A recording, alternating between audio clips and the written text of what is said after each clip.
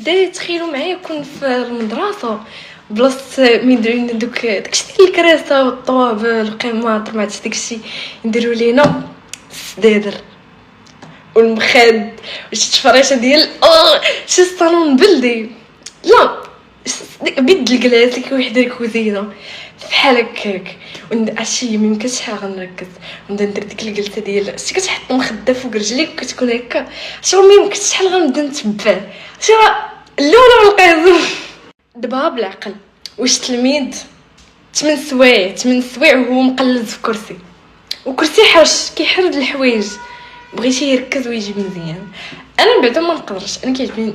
ندير ديك الجلسه ديال هكا ونخداو ولا زعما ديك الجلسه ديال ها المهم عرفتش انا كنطالب المدارس اصلا حنا مغاربه الكراسه راه ماشي ديالنا الكراسه راه جبناهم من البلاصتهم هنا راه فهمتي السداري ولا ديك التفرشه ديال الارض ديال البلاد توحشت البلاد شي المخاد والزرابه ودوك الطويبلات اللي كيشربوا اتاي لك فتحتي فيهم ديك ديال 3 الرجلين او ماي جاد نوستالجيا